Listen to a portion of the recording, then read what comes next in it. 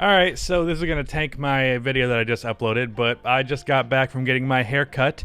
I had to drive back really quickly because in the middle of getting my hair cut, James Harden was traded to the Brooklyn Nets, which is not the deal I was expecting to see, so I had to rush back to give my thoughts on the deal. So here they are. So basically, the Rockets got back a shit ton of first-round picks, as well as Victor Oladipo, which wouldn't make sense, but then they traded Caris LeVert for Victor Oladipo, which we'll talk about in a second. But the main thing is the package is it good or not? So I think it's really a matter of interpretation, because I'm still of the opinion that trading for Ben Simmons was by far the best decision that the Rockets could have made, as I made a video on why I thought that trade was inevitable. Obviously it wasn't, but I think logically it should have been. But I think I understand why they took the perspective that they did. They're kind of going in the OKC Thunder kind of point of view of a rebuilding, where they're like, let's just get a bunch of first round picks and then we should be fine because we have all these first round picks. And even if Ben Simmons is obviously the best player that we could have gotten, it's still a pretty there's an argument to be made that if Victor Oladipo is healthy and he's here for the long term, then it's worth him and then all of those first round picks, and it's probably better than Ben Simmons and like Thibault and 2 first-round picks. So I understand that perspective. I still believe that Ben Simmons would have been the best possible trade for them. I'm going to check. Yes, I am still recording because I lost the piece that I normally record with, so it's weird. But so they got back Victor Oladipo, and then I think it was like up to like 8 first-round picks. I have to look into... I have to pull up Woj's Twitter so that I can actually find the exact details of the trade. Originally, which was something that I found interesting, was that Kyrie Irving was rumored to be involved in the trade, and that the Brooklyn was more open to trading him since the antics he's been on recently. But essentially, the trade is the Nets get 3 unprotected first-round picks. They sent 3 unprotected first-round picks, 2022, 2024, and 2026, plus pick swaps in 2021, 2023, 2025, and 2027. And the Rockets also got back a first-round pick from the Cavs, which was the Bucks pick. So it's not going to be a Cavs first, it's a Bucks first. So that's 1, 2, 3, 4, 5, 6, 7, 8 first-round picks, assuming that 4 of those swaps end up swapping, which I imagine they will. It's not the same as getting just a straight up first round pick, but it's going to be definitely something. That's a lot of first round picks, and honestly, the fact that they were able to get that, it makes me say this is definitely probably a good return. It's kind of insane that a team can trade 7 first round picks. I don't know why the Stepien rule exists if you can still do that shit. So that's wild.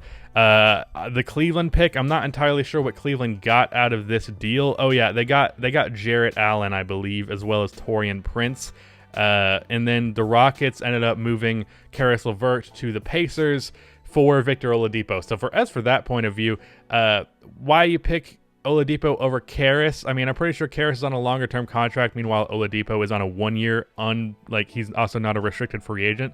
So I imagine they're taking the perspective of, if we can bring Oladipo back and he returns to old form, then it's worth it for the Pacers. I don't know why they just said yes to this move without really much hesitation, it seems. I mean, I guess there was talks about it previous, but it really seems like, just the way it was reported, it was like the Rockets were like, hey, Pacers, you want to do Caris LeVert for Victor Oladipo? And they were like, hey, sure.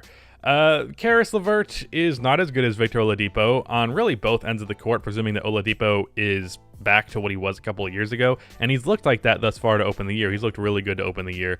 I definitely think that's an odd trade for the Pacers. I guess they're just trying to avoid paying him, and Caris is like probably 80% as good as Victor Oladipo, so I guess they're like, 1, Oladipo has injury problems. 2, we don't really want to have to deal with those. 3, we definitely don't have to deal with those on a really big contract that he might want.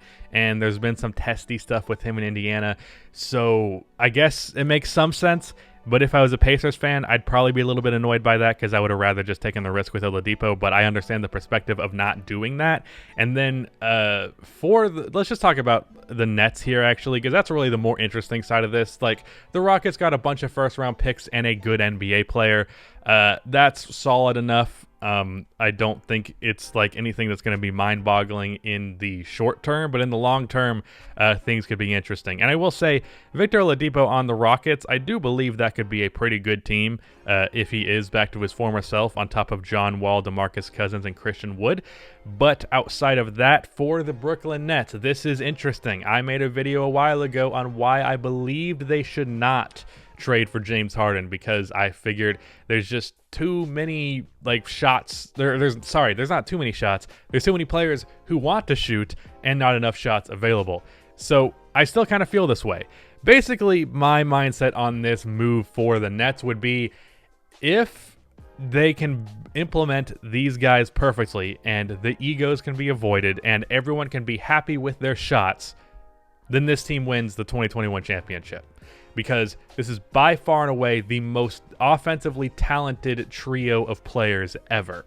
I would say Kevin Durant, Steph, and then Klay Thompson are the next one right after that. But in terms of just three players who can get a bucket out of nothing, there is no other team in league history that has had three guys who can just force offense like this at an elite, highly efficient level than these three guys. And for that reason, if you get this to work, then goddamn is that team going to be good. The problem is that actually getting it to work is a little bit difficult.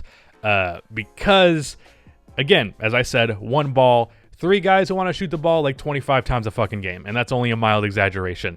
So unless every single shot that the Nets take goes to one of those three, I don't see how there's not going to be one player out of these three who seemingly gets shafted out of the offense. And I think, ironically, even though he's the most offensively talented player here, I would, in my opinion, make that Kevin Durant, just simply because Kevin Durant is by far and away the best off-ball player here. But that's another thing. James Harden's going to have to play off-ball on this team. James Harden is not going to dribble on every possession on this team, point-blank period. Like, that's not happening at all. So that's going to be an interesting thing to see. Just overall, this Nets team is going to be very interesting to see, because they kind of struggled to open this year after a good start and Kevin Durant kind of proving he is what he is, or he is healthy. He hasn't really fallen off at all. Then that it really showed that their defense was worse than I thought it was. I thought their defense would get by while their offense was amazing, and their offense has still been good, but the defense has been really bad. Trading Jarrett Allen doesn't help that, but you could make the argument that getting James Harden, obviously that's not an improvement to your defense, really. Him and Karras are probably roughly the same defender. I think Harden's a little bit better, but not notably. But this trade itself could make your offense so stupid good you could be one of the worst defenses in the league and it still doesn't matter, or at least one of the worst of the contenders. So I understand why the Nets make this deal. I kind of understand why everyone does what they did. I just don't necessarily agree with why they did it. Like, for the Pacers, I would have rather taken the risk with Oladipo.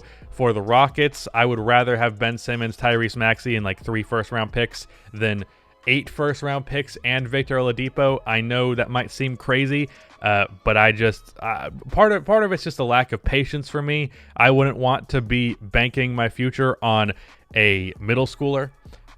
Obviously they're not going to, it's going to be a very good player eventually, but it's just like, damn, we're going to sit here on a hiatus for 8 years.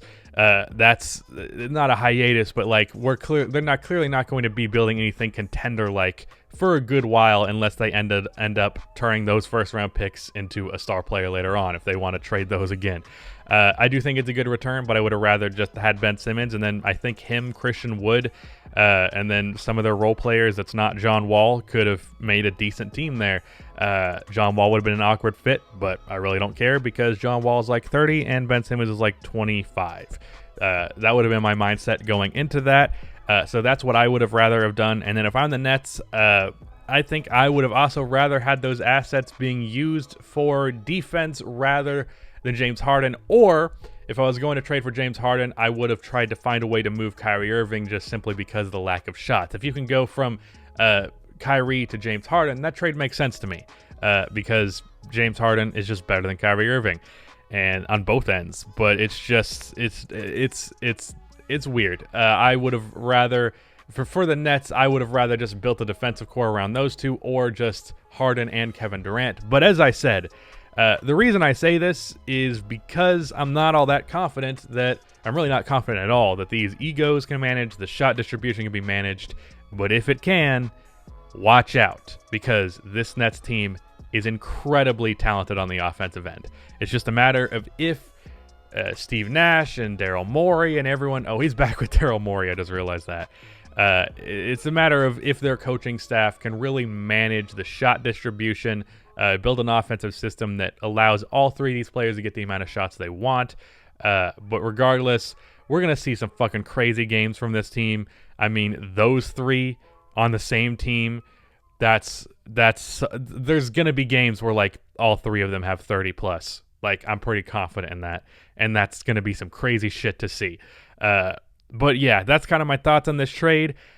Please go watch that video that I just uploaded because it's the best one I've made in like 2 or 3 months. Unfortunately, it's going to get suppressed by this video's existence. But yeah, that's my thoughts on this trade. Subscribe if you have not already, and I'm out.